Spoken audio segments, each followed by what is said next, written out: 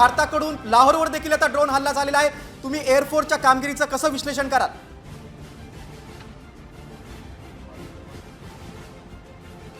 एअरफोर्सच्या कामगिरीचं विश्लेषण मी असं करीन की जे आपण पाकिस्तानला प्रत्युत्तर देतोय, मी म्हणत नाही की आपण आत्ता या क्षणी हल्ला करतोय, प्रत्युत्तर देतोय, तो खूप चांगलं प्रत्युत्तर दिलेलं आहे. त्यांनी जितके आपल्या वरती ड्रोन टाकले होते आणि मिसाईल टाकले होते ते सगळे आपण हाणून पाडलेले आहेत. आपल्याला एवढी माहिती मिळालेली आहे की एकही जीवाची हानी झालेली नाही आहे आणि मालमत्तेची हानी किती झाली किती नाही ह्याच्यावरती सुद्धा मला वाटतं की जर आपण त्यांचे ड्रोन आणि मिसाईल आधीच पाडलेले आहेत तर मालमत्तेची पण हानी झालेली नसणार आहे आणि जर झाली तर ती आपल्याला उद्या सकाळी दिसून येईल. पण या क्षणी मी तुम्हाला एवढं सांगू शकतो की आपली जी एअर डिफेन्स सिस्टम आहे, मग ते S-400 त्यांनी वापरलं असेल किंवा अजून काही वापरलं असेल, ती खूप चांगली आहे, जेणेकरून त्यांचा एकही हल्ला आपण यशस्वी होऊ दिला नाही. आणि जसं तुम्ही आत्ता म्हणालात की आपण त्यांच्यावरती हल्ला केलेला आहे आणि लाहोरवरती आपण ड्रोन स्ट्राईक केलेला आहे, ह्याचा अर्थ असा आहे की आपले ड्रोन त्यांची एअर डिफेन्स भेदून जिथे टार्गेट आहे तिथे आपण त्यांचं डिस्ट्रॉय करू शकतो. सकाळी पण आपण केलं आणि आत्ता पण करतो आहे. म्हणजे आपली सिस्टम एक तर प्रोटेक्शन सिस्टम म्हणा आणि त्याच्यानंतर अटॅक सिस्टम म्हणा, दोन्ही एकदम प्रबल आहेत आणि यशस्वी होणार आहेत अशी आपण कारवाई केलेली आहे. अगदी वैद्यजी, आणखीन एक महत्त्वाचा मुद्दा आहे. पाकिस्तानला चीनकडनं संरक्षण सामग्री मिळाली होती, मात्र ही कुचकामी ठरली असं म्हणू शकतो आपण?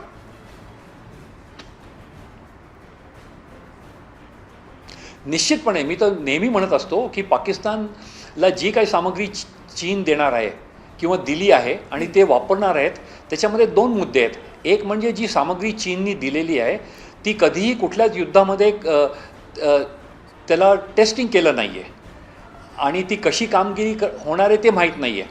आणि जेव्हा आपण एखाद्या देशाला नवीन सामग्री देण्याचा प्रयत्न करतो, जसं त्यांनी JF-17 विमान दिलेलं आहे, ते जर तुम्ही खरोखरच युद्धामध्ये वापरलं नाही आणि त्याच्या वापरण्याची तुमच्याकडे कला अवगत नसेल तर त्याचा काही फायदा होणार नाही. आणि ते आपल्याला दिसून येतं आहे की ना त्यांचं काही एअरक्राफ्ट काम करतं आहे नीट करून, ना त्यांचं इक्विपमेंट काम करतं आहे नीट करून. त्यामुळे तुम्ही जे बोललात चायनाच्या इक्विपमेंटबद्दल एकदम बरोबर बोललात. अगदी. आणखीन एक महत्त्वाचा मुद्दा आहे तो म्हणजे वैद्यजी, आपली जी एअर डिफेन्स सिस्टीम आहे S-400, हिचं कौतुक होतं आहे. गेल्या 2 दिवसात अगदी प्रभावी कामगिरी केलेली आहे. पाकिस्तानचे हल्ले क्षेपणास्त्र पाडण्यात खूप मोठं यश आपल्याला मिळालेलं आहे.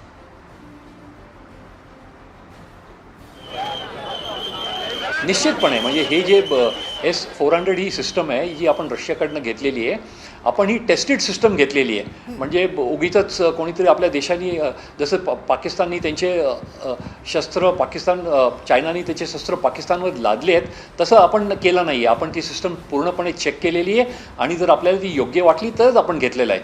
मग ते रफायल असेल नाहीतर S-400 सिस्टम असेल. त्यामुळे आपण जे विकत सामान घेतो ते एकदम उत्कृष्ट काम करणारे ह्याची आपल्याला खात्री असते, त्याच्यावरती आपलं ट्रेनिंग झालेलं असतं आणि ते कसं वापरायचं ह्याची आपल्याला पूर्णपणे माहिती असते. त्यामुळे हे शस्त्र आपण घेतलं आणि त्याचा चांगला उपयोग केला हे आता तुम्ही सगळ्यांना दिसून येत आहे. अगदी.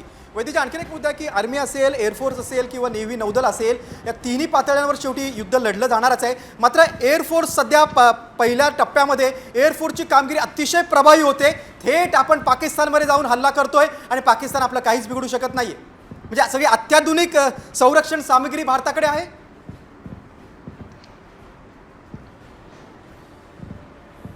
निश्चितपणे मी तर असं म्हणतो की जे आपण पहिल्या दिवशी जेव्हा आपण ऑपरेशन सिंदूर केलं आणि आपण 9 टार्गेट्स घेतले, ते 4 टार्गेट्स आपण पाकिस्तानच्या मेनलँडमध्ये घेतले आणि त्या 4 टार्गेटमध्ये तुम्ही बघाल अचूकपणे जिथे आपल्याला फक्त